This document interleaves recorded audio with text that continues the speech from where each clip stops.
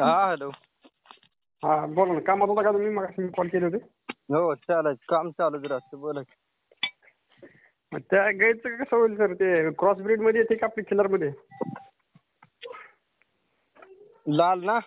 हा लाल cross breed मध्ये आहे ती. क्रॉस मध्ये आहे का? कुठून बोलतोय आपण? तांदूळवाडी, माळशिरस तालुका.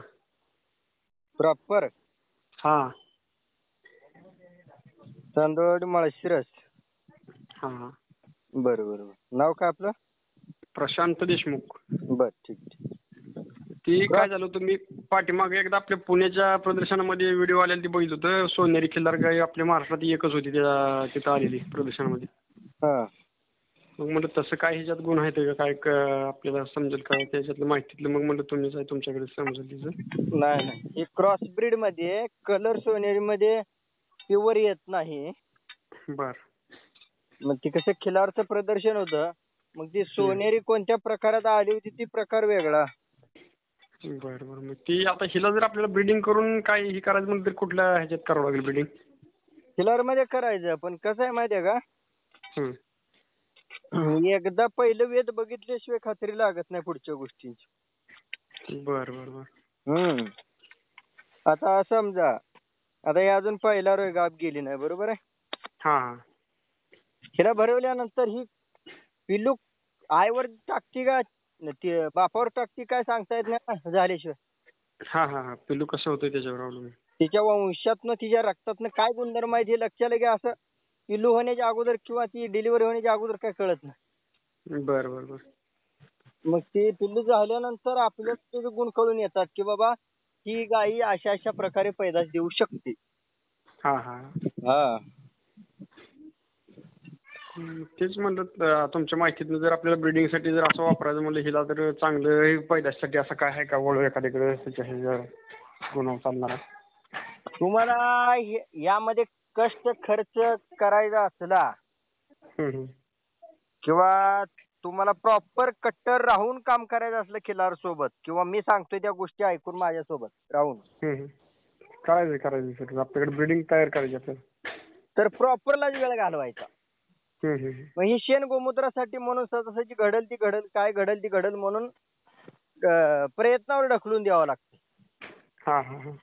तुम्हाला प्रॉपर करायचं आहे तर ते प्रॉपर कालवडी घेऊन प्रॉपर कालवडीला प्रॉपर बैल भरवायचा आणि तिथून सुरुवात करायची.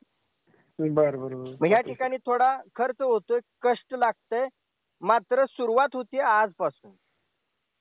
बरोबर आहे. ब्रीडिंग आपल्याला जर त्याची वंशावळीपासून क्लिअर माहिती मिळाली सगळी तर ती पुढं भविष्यातलं एक ते गाव होतं ना सगळं. मग आता ह्या गोष्टी गाय तुमच्या खुट्याला खरी आहे, पण हिला चांगला जातीचा देखणा आकर्षक आखीवर कोरीव काटाळ जर बैल आपण भरवला तर जवळपास वासरू तयार व्हायला 9 महिने 9 दिवस आणि बाहेर आल्यानंतर वर्ष जातंय. वर्षाशिवाय रूप कळत नाही अशा क्रॉस ब्रीडिंग. 1 वर्षाशिवाय म्हणजे 2 वर्ष तुम्हाला वाट बघावं लागतं आणि तोपर्यंत कष्ट करावं लागतं आणि तोपर्यंत खर्च करावा लागतो. मग डायरेक्ट आता चांगली एखादी कालवड घेतली, तुमच्याकडे जर आर्थिक बाजू स्ट्रॉंग असेल समजा, त्या पैशातून तुम्ही जर चांगली कालवड घेतली आणि तिला खर्च करून लांब जाऊन किंवा स्वतः अभ्यास करून किंवा एखाद्या माणसासोबत कट्टर राहून त्याच्यावर विश्वास ठेवून किंवा हा माणूस जगाच्या कल्याणाचा आहे आणि ह्या माणसानं सांगितली ती गोष्ट आपण ऐकली तर काय अडचण येणार नाही असा विश्वास बसला तर तुमचा भविष्यातला जाणारा वेळ, भविष्यातला होणारा खर्च, भविष्यात होणारा कष्ट ह्या कमी होतंय ना. बरोबर आहे. ब्रीड तयारी एकदा झाली आपल्याला वंशावळ कळली म्हणजे सगळं पुढे भविष्य उभा राहतं ना त्याचं. हा, आणि चर्चेला सुरुवात आजच होते. आज नवीन घेतली आज समजा तुम्ही एखादी तर आजपासून चर्चेला सुरुवात होते. चर्चेला म्हणा किंवा माणसात म्हणा किंवा 4 चौघात हा माणूस ह्या माणसाने हे संगोपन केलंय. मग तुम्ही ह्याच गायीवर प्रयोग करायचा असेल तर 3 वर्ष तुम्हाला अंदाजे असे सोडावे लागतील मोकळे. जोपर्यंत आपल्याला रिझल्ट भेटत नाही तोपर्यंत 3 वर्ष अंदाजे मोकळे सोडावे लागतील. नाही मला तर ते खिलार क्षेत्रात उतरायचं. मी तुमचे कायम व्हिडिओ बघतोय फेसबुकला. मला त्या खेळा क्षेत्रात उतरायचं आता थोडं मी ह्याच्यात घाईत होतो इकडे आता वर्ध्याला आहे मी सध्या. बर. गावाकडे आले की मी आवर्जून तुम्हाला कॉल करून भेट घ्यायला येईन तुमची. जॉब का कोणता जॉब करत आहे? जॉब माझं नाही, आता मी शेतीकडे वळलोय. माझी मिसेस लागली फॉरेस्टमध्ये. बर. त्यामुळे आता मी बाकीचं जॉबचं सोडलेलं डोक्यात, ते मला त्या शेतीकडेच उतरायचं, थोडं शेती क्षेत्रात डोकं घालायचं. तुम्ही अगोदर जॉब केलाय? हा, आधी जॉबला होतो पण काही समाधान नाही त्याच्यात, नुसती गुलामी केल्यासारखं जॉब आहे. पेमेंट किती होतात जॉब मध्ये? पेमेंट 15,000-20,000 रुपये पेमेंट, खाजगीत कशाचं पेमेंट असते सर. म्हणजे जे आपण शेतकरी वर्गात कमवू शकतो तेवढाच पगार होता ना? तर ते आपलं कमवलेलं ते पाठीमागत राहत होतं, पण ही बाहेर राहून कमवायचं आणि खाय प्यायला राहायलाच उडवायचं. ही काय महिनाभर कष्ट करायचं आणि ते महिनाभर खर्चत बसायचं परत. म्हणजे धड माणसात पण नाही धड घरात पण नाही अशी अवस्था आहे बाहेर नोकरीवर. वाईट अवस्था आहे. हा हा. पगार विचारायचे कारण तेच की तेवढ्या पगारासाठी आपण गाव सोडून घर सोडून बाहेर काय उपयोग नाही. हा. शेतीत अशी एखादी वस्तू आपण तयार केली तर त्याची भविष्यात कोटीत किंमत होईल का अब्जात होईल सांगता येत नाही. पण ते जन्मदात्यांना एक अभिमान वाटतो गावात सांगायला नोकरीवर आहे. आई बापाने वेळेत जाणीव करून दिली पाहिजे आपल्याला, बाबा हे बघ अगोदर तू ठरव तुला काय आवडतंय. तीच दिशा चुकली तिथंच हो. लोकांना कसं झालं, नोकरी भरती बाहेर राहायचा खर्च ही म्हणजे आपल्याकडे साधी भोळी गावाकडे लोक त्यांच्या डोक्यातच बसत नाही गणित. हे पोरगा कमवतोय किती, ते खातोय किती, राहतोय कसा, हेच डोक्यात त्यांच्या गणितच बसणं. हे जन्म दात्यांनी हे लोकांची बराबरी करून तर आपली पोर बिघडवली हो. तिथंच फसली पायरी सगळी. काय होतंय जन्मदात्यांनी, म्हणून आपण जन्मदाता आहे ना आता सध्या. तेच आपणच थोडं काहीतरी आता नवीन पिढीला थोडं वळण थोडं द्यावं लागतं. आपण जन्मदाता म्हणल्यावर आपण फसायचं नाही आता नवीन पिढीसाठी. तेच आता थोडं मी झालो रिलॅक्स. आता मिसेसला बी जॉब लागला म्हणलं आपल्या आर्थिक बाजू तर त्या साईडने स्ट्रॉंग आहे. आपण आता शेतीकडे थोडं आपलं देशी संगोपन काहीतरी जपावं लागतंय. त्या दृष्टिकोनातनं माझं ठरले आता खिलारमध्ये क्षेत्रात आपण काम करायचं म्हणून. प्रवेश करायचा तर प्रॉपर प्रवेश करा. हो. आर्थिक बाजू व्यवस्थित असेल ना. काहीच आता सगळं लागले बघा तुला सर. थोडे दिवस झाला कष्ट त्रास झाला थोडा, पण आता सध्या म्हणजे फाउंडेशन चांगले झाले तयार. हा, मग चांगला मोल देऊन चांगल्या क्वालिटीची, चांगल्या खाणीची, टिकाऊ खाणीची वस्तू घ्यायची. तुमच्या मार्गदर्शनच करायचं सगळं आपल्याला सर. मी तुम्हाला आवर्जून कॉल करून भेटायला येणार तुमच्याकडे. हा, माझ्या मार्गदर्शनाखाली करायचं तर आधी भेट म्हणा किंवा इथला भाग बघणं गरजेचं आहे. जिथं तुम्ही बोट लावताल त्याच फील्डमधून करायचं आपल्याला. किंवा एखादी गोष्ट घडलेली असती, बरं बाबा एवढी गोष्ट घडली किंवा एखाद्याने एवढा मोल दिलाय, ही मोल एवढा ह्याला का दिला असेल. बरोबर आहे. ते सगळे त्याच्यातले खचाखोडी सगळ्या माहितीचा माणूस सोबत घेऊन अभ्यास करावा लागतोय. विचार करून आपण सुद्धा पैसे मोजायला तयार व्हायचे, म्हणजे उद्या जग आपल्याकडे बघितल्यावर हसलं तरी आपल्याला वाईट वाटू नये. बरोबर आहे. कारण जग हसायलाच बसले. लक्षात आलं का? काय चालतं थोडे ज्याच्या त्याच्या बुद्धीनुसार जे त्याचा विचार असेल.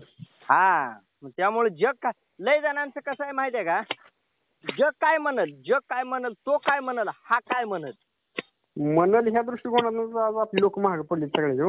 माझा बाप काय म्हणल, आई काय म्हणल, माझा भाऊ काय म्हणल, भाऊकी काय म्हणल, माझी बायको काय म्हणल, त्या दृष्टिकोनाने लोक आपली महाग पडली. ती सुधारणा होईना कशाची, जागेवर पळते ती, फिरून तिथं यायला लागली, पण कोणाची पुढे पाऊल उचलून प्रगतीची बाजू काय ना.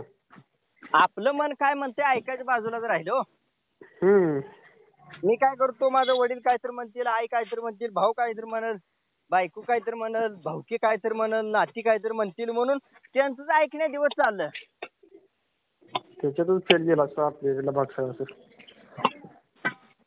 तरी त्या कराड सांगली साईडला थोडं बरं आहे अजून वातावरण, पण इथं आपला माळशिरस तालुका सोलापूर अर्धा जिल्हा जे आहे ते सगळा जर्सी गायचा गुलाम आहे. काय त्या लोकांना तरी समजून नाही, प्रॉफिट तरी काहीच नाही. मरायचा गुलाम झालाय आणि विष पाजायचा गुलाम झालाय. वाईट गुलाम झाला जर्सी गायचा समाज. काय त्या डेअरीवाल्याकडून घ्यायचं कर्ज आणि ते थोडं डबरं मुजवत बसायचं. ते डबरं मुजत नाही, इकडे पाक फाटून जायचं. काय नाही त्याच्यात तर गुलामी लय मोठी गुलामी आहे दुग्धधंदे. हा, कशाला हो. आपलं गाव कुठलं सर? माझं गाव चांदोर तालुका मंगळवेढा जिल्हा सोलापूर. आपण सोलापूर जिल्ह्यातले. होय होय. नशीब आहे हो. मला सोलापूर जिल्ह्यातून प्रतिसाद मिळतो चर्चेचा. कोण तरी विचारतंय काय करावं म्हणून, हे प्रतिसाद मिळतो म्हणजे कामाची पोच पावती. बरोबर. आणि माहितीचा आता अशा क्षेत्रात उतरायला थोडा अभ्यास हो, माहितीचा माणूस सल्ला घेतल्याशिवाय पुढे आपल्याला कळत नाही ना बाबा आपण कुठं चुकलोय किंवा काय झालंय. अहो आपण नशीब समजलं पाहिजे. आपल्या तालुक्यात आणि आपल्या जिल्ह्यात आणि आपल्या शेजारी आपला माणूस आहे. बरोबर आहे. हा नशीबच. मला सांगा, त्या बाकीच्या विदेशी गायीसारखा मास्टर कुठं आणून आहे माहिती आहे, स्वर्गात आहे का कुठल्या देशात आहे कुठल्या राज्यात आहे विदेशी गायीचा, आणि आपण त्यांच्या झगडतो, त्यांच्या गोष्टीला झगडतोय दररोज. काय ती माझ्या मित्राने एका पंजाबवरून गाय आणल्या होत्या सर. त्यांनी सांगितलं 8-8 महिने गाभण इथं आणून 6-6 महिने गाय सांभाळत, त्यावेळेस त्यांचं दिवस झाले. हा काय वाईट अवस्था आहे त्या लोकांची. 1.5 लाखानं प्रत्येक गाय त्यांनी इथं येणं त्यांना 2.5 लाखापर्यंत पडली ते भाड्यासहित सगळा खर्च येणं जाण्यावर. त्या मित्राला अनुभव आला का? वाईट अनुभव आला. कर्जबाजारी होऊन बसला सगळं. काय म्हणतोय मग? त्यानं सांगितलं नाही का जगाला बाबा चुकून सुद्धा पडू नका? सांगितलं, पण आता काय सांगायचं, त्याला गप्पच बसावं लागतं. सांगायचं आहे की माणूस त्याला हसतोय, पण त्याला काय सल्ला देऊन त्यातनं बाहेर कसं पडायचं काय मार्गदर्शन करत नाही कोण. सांगा की माझा नंबर द्या की एखाद दिवशी. नाही येतो की त्याला घेऊनच, गावाकडे आलं की त्याला घेऊनच आम्ही तिकडे चौघ लोक येतो भेटायला. जरा आपले शर्यत क्षेत्रातली मित्राची दोघं तिघं तिथली तांदवाडीचे, त्यांना बी घेऊन आम्ही येतो 4-5 जण 4 व्हीलर करून तुमच्याकडे. कारण घसरलेल्या माणसाला कुठंतरी 5-10 मिनिटं ऐकल्याशिवाय आत्मविश्वास लागत नाही परत पुढच्या गोष्टीचा. चर्चा झाल्याशिवाय माणूस नाही तग धरत नाही घसरलेला माणूस. अहो मला सांगा, आपल्या मायभूमीतलं पशु सोडायचं, आपल्या मायभूमीतली गाय सोडायची, आणि ज्या गायला गुरु कोण आहे माहितच नाही, ज्या गायीच्या विषयाला गुरु कोण आहे माहितच नाही. माहित नाही तिचं काहीच नाही माहिती. आता की पुढच्याला सांगेल त्याच्यावर विश्वास ठेवून करावं लागतं. अहो एवढंच माहिती आहे, डेअरी उचल देते. काय डेअरी उचल देते आणि 10 दिवसाला पेमेंट होतं एवढंच माहिती. डेअरी उचल देते एवढंच माहिती आहे. पण आपल्या गायीला उचलीची गरज नाही. काय नाही, तिला कुठं दगड तोंडात बांधली तरी जगती, पोट भरून येते. अहो साधं कळलं पाहिजे. कधी तिला डॉक्टर वर्षातून एखाद्या वेळेला लागला तर लागला, नाही तर नाही डॉक्टर. नाहीच तिला डॉक्टर. काय आता पहिली आमच्या आजोबाच्या काळात गाय होती, कधी तिला वेळची बी गाभण बी राहायची, तिला कधी डॉक्टरची काय अशी 10 वेळ झाली तरी डॉक्टर कधी दिसलाच नाही तिच्याकडे आले होते गायीपाशी. आणि अख्ख्या महाराष्ट्रात कोट्याने व्यवहार चालू आहे ते खिलार. सगळ्यात टॉपला आहे. आता हे शर्यत क्षेत्र चालू झाल्यापासून तर लय जबरदस्त झाले. हा मग वळू क्षेत्रात सुद्धा चांगल्या चांगल्या बैलाला किंमत भरपूर आहे. ब्रिडिंग मध्ये पण ती कमवून देते चांगले. म्हणजे 10 वर्षाला एक वळू आपला ऐकत नाही खिलारचा. आणि माणूस जर प्रॉपर तयार झाला आणि कट्टर तयार झाला समजा, आणि आयुष्यभर जर एका गुरुसोबत माणूस राहिला समजा, बरोबर नाव बी होतंय, केलेल्या कामाच्या आयुष्यभर पोच पावती मिळते कुठेतरी. त्याला एक गोष्ट कळणार आहे, गाई सुद्धा कुठं वळूला कमी नाही. बरोबर आहे. माझीच रूप शेवटी उजवत आहे ना नरापेक्षा. तुम्ही गाई सोबत कट्टर राहा, तुम्हाला गाय समजेल. मग चालतंय, आवर्जून भेटतो सर तुम्हाला. गावाकडे आले कॉल करून काढून. चालतंय. फक्त गायीकडे बघताना व्यावसायिक दृष्टिकोन म्हणून बघू नका कोण. नाही सर, नाही. आपल्याला ते देशी जपायचं, संगोपन करायचं, त्यासाठी त्या क्षेत्रात उतरायचं. आता व्यावसायिक दृष्टिकोनातलं विदेशी गायीकडे बघताय ना तुम्ही? नाही, अंगलट आहे सगळे.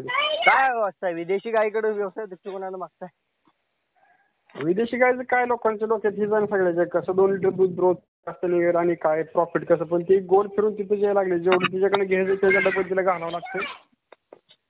ते कशातच मिळत बसून आहे. ती व्यावसायिक दृष्ट्या बघून तर ती गोत्यात यायला लागले. आणि त्या गायीकडे आरोग्याच्या दृष्टिकोनातून बघू शकतो का आपण? नाही, काय नाही. ती समज नाही लोकांना. अभ्यास कमी आहे त्याचा. ज्याला अभ्यास आहे त्याला बी इलाज नाही. कुठेतरी शहरात राहायचंय, पिशवीतलं दूध 3 लिटर भर आणायचंय, खायचंय. त्यांना म्हणजे ती समज नाही. पैसे कमवायचे ना, आता शरीर किती कमवतो ही समज ना लोकांना.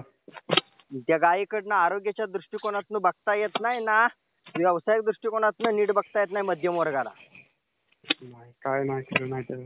ज्यांना टॅक्स बसतोय ना, ती त्यांची काम आहेत. ज्यांना आयुष्यात संपून जायचं ना लवकर, त्यांची काम आहेत. आरोग्य काय, आता आरोग्य म्हणून काय नाहीच ना त्याच्यात. ज्याला माणसात राहायचं आहे, ज्याला टिकून राहायचं आहे, आपल्या मायभूमीतल्या गाईकडे बघा. हा सर, मी करतोय आता चालू ते सगळा अभ्यास. मी बरेच दिवस 2 वर्षापासून तुमचे व्हिडिओ बघतोय. परत असं यात्रे ठिकाणी, प्रदर्शना ठिकाणी आली जनावर त्याचा अभ्यास घेतोय. चालू आहे माझं त्याच्यात सारखं लक्ष. बर. थोडं आता तुमच्यापाशी बी तुमचा शेवटी तुमचा अभ्यास आहे ती कोणाचाच नाही आपल्या भागात. तसं काय? मग तुम्ही रोज आता ते ह्याच्यात लक्ष घालून पहिल्यापासून तुम्ही माहिती घेतलेली आहे, बारकावे सगळे बघितलेले आहेत, कुठं फसतंय काय होतंय. हे अभ्यास म्हणजे तज्ञ माणूस झाला ना तुम्ही शेवटी. म्हणजे मोबाईलवर बघता बघता भरपूर व्हिडिओ अभ्यास म्हणजे तुमचं पीएचडी झाली अनुभवातनं सगळी. बर. आपण ह्याचं त्याचं ऐकून बघून जी अभ्यास होतो त्याच्यापेक्षा जी माणूस कंटिन्यू त्या क्षेत्रातनं फाउंडेशन मध्ये आहे त्याचं पीएचडी म्हणावं लागेल ना. एक सेकंद.